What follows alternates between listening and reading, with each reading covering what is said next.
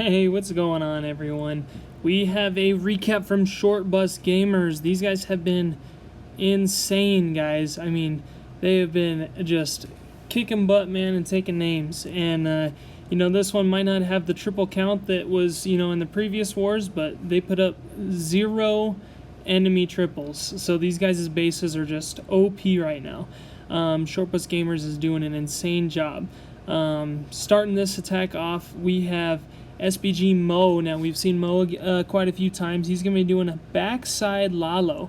He's going to be trying to get as much value as he can with this, the kill squad charge with that wall wrecker, it's more of a Sooey hero with the siege, just to get the value there.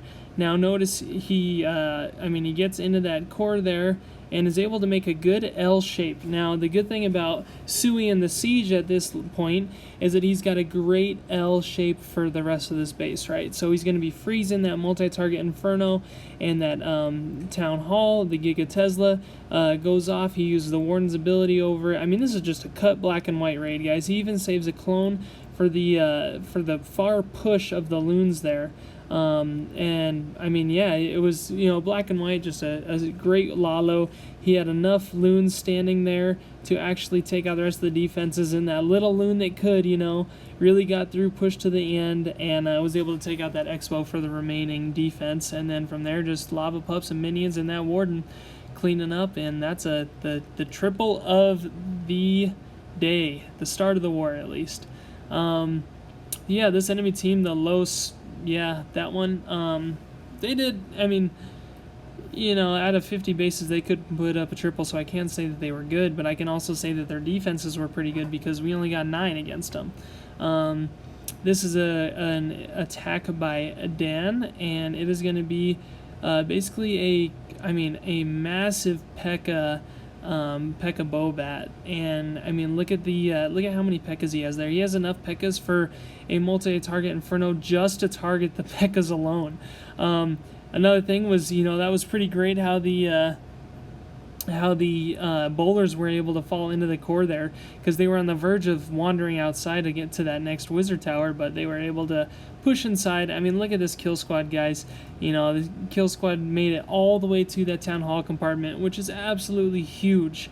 Now, looking at this base, you're thinking like, okay, well, now the biggest point of weakness is going to be that left-hand corner at the 9 o'clock, because it's got that multi-target Inferno and 2 wizard towers that are out of reach of a single freeze. So these bats, he deployed bats in the exact spot that he needed to at the 3 o'clock, able to take out those other defenses. The bats are going to get taken out by that one wizard tower that was out of range, but look at how many Pekkas are left, guys. And he's still got the queen up and a few wizards, so, any of those, that inside the wall defenses are just going to be targeted by that queen and those wizards to make it an easy triple. Alright, now we have SBG Batty, and he's going to be doing my favorite type of attack, and that's going to be a kill squad hog attack. I actually really like how he started this, because he started with that E-clone funnel. That E-clone funnel is going to make it so that kill squad is going to go into that town hall there. Unfortunately, that king does wander a little bit, which is understandable because, there was that elixir collector and gold collector that were within range. Use the Warden's ability over the Giga Tesla, jump straight into that middle moat, which is going to have so much value because from that middle moat, the queen is going to take that one multi-target Inferno. Unfortunately, that eagle artillery does not go down. It gets 2 bursts out before that queen targets it. But it does get taken out. That Warden transferred over to the hogs, which gives those hogs, a little bit of extra health, which is great. The queen eventually goes down. He's got plenty of hogs here going through. There's that multi-target Inferno, which is a pain in the butt and is actually going to be taken out last for the defensive structure. So, other than that, he's got cleanup wizards. He's got, 5 wizards there.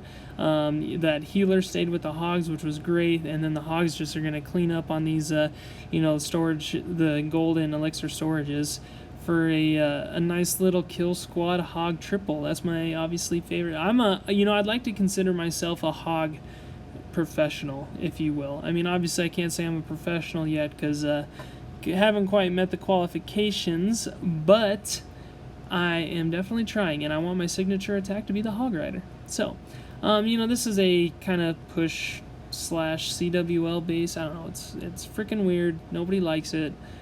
Nobody even wants to see a replay on it, but since we got 9 triples this war, I'm posting it because, you know, any of this help could be used for reference down the line when we do CWL, you know, and be like, hey, you know, enemy had that base, how did Pinocchio triple? And for those of you who don't know, Pinocchio is actually Zeus from Just Ordinary, and I think he's joining for a couple wars. I'm not sure if he's going to be staying or not, but he's definitely going to join for a few. And, you know, he did a real practical queen walk into kind of a charge into a miner with a funnel, with a stone slammer, and then that king. I mean, literally just freaking dominated that base. He not, you know, just too easy. Too easy, too easy. Alright, guys, now look at this base. You know, this is kind of weird. I want to say this is like an anti-2, or it's not an anti-2, obviously, with a town hall to the outside. I mean, that town hall could be reached by an archer queen just walking around that side. But, I mean, it's just like a weird base. You know, I feel like if you move the town hall into the center, it would be a push base. But anyway, he's going to be doing basically a Pekka Bewitch attack, honestly. It's just going to have a couple Pekkas and a ton of bowlers with a few witches on the outside. You know, just pushing through the core there, rage after rage, bowler after bowler. Wall wrecker makes it all the way over to the town hall.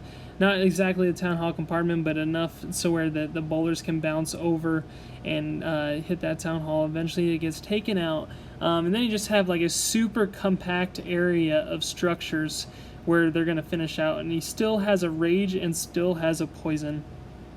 And granted, that poison's not going to do anything. He decides to rage that Pekka and the healer, I guess, just to keep that Pekka at full health to tank for that queen, maybe, if you know, he's getting close on the backhand side. But either way, too easy, not even worth it, you know. Now here's a good attack. This is going to be a queen charge miner, and you know, this is a base that definitely looks fun for kill squad hogs, you know, because it's got a couple of those moats there, which makes it for an easy funnel. But Overlord here is going to be pushing in with an E-drag funnel, and then going to be queen walking from the 3 o'clock down to about the 6 o'clock. Uses that king to keep that funnel intact, you know, really taking advantage of that king's ability with all the rage barbarians. CC comes out, was able to take the queen out from the outside of that structure. The wall wrecker makes it all the way into the eagle artillery area.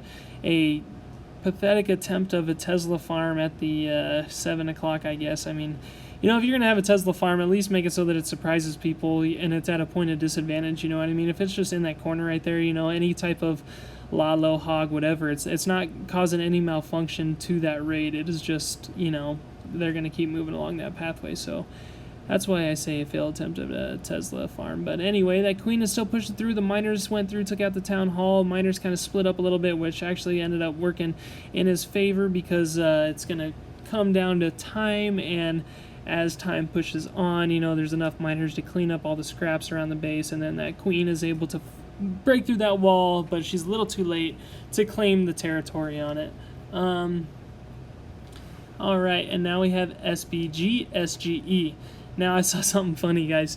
You know, I'm always lurking in the chats. You know, I might not be talking all the time, but I'm definitely attacking, practicing. And but one thing that was really funny is when SGE got this triple. I remember one of the guys said, "Oh, guys, we're winning this war no matter what. SGE got a triple." So, you know, get some good friendly fun with these guys. It's always good to see that, you know, because if you ever get into a clan that's just not hostile, but, you know, there's just not that morale and camaraderie together. That's you know, it's just not fun, and you know, being teammates and helping out really and giving each other crap when you deserve it is fun. So thought that was hilarious. He's going to be doing a queen charge hog. Obviously the queen charge came in. Luckily that stone slammer was able to break through those walls and got into that core area, and then from there, you know, the hogs came in with the help of the barbarian king funnel. Hogs went in, took out the town hall, warden's ability over the town hall. A few of those hogs tanked for that queen, keeping her just alive, and then a couple miners, kind of like a hybrid. The miners came up for cleanup. So yeah, great attack. You know, you don't see a lot of hybrid kind of attacks like that, so definitely worth watching. Now we have SPG Moe again. You know, this guy's a triple maniac.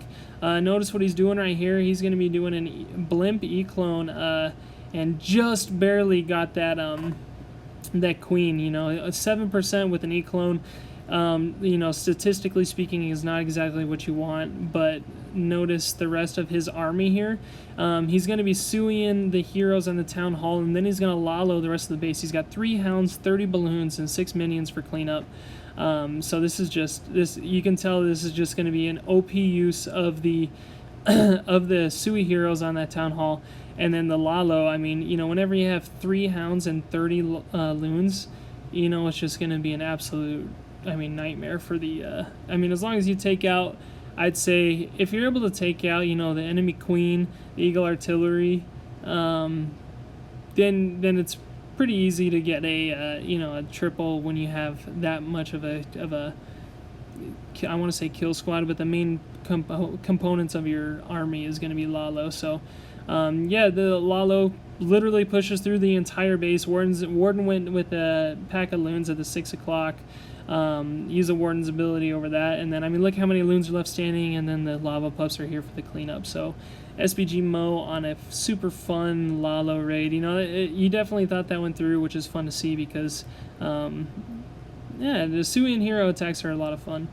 Alright, so now here, check out the use of the Earthquake spell. Look at that distance, guys. Look at how many walls that broke up. That's just so awesome. And then from there, I love saying that. And then from there, he's going to use a funnel with a couple Pekkas, and then he's got the rest of that kill squad that is going to push right into the core next to that town hall. Thank goodness for that little one-tile moat. And then, you know, that Earthquake spell just did wonders for all those troops funneling into the core.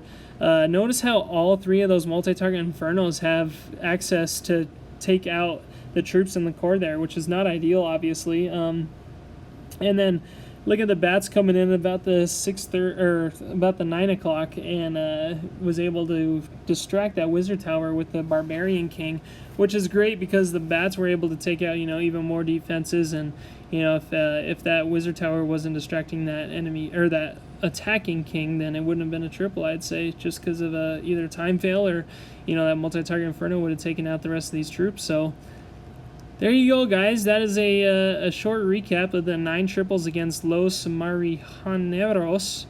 That's my best attempt at that. And, you know, they were decent, just didn't put up any triples, but had some decent bases. So thanks for tuning in, guys, and short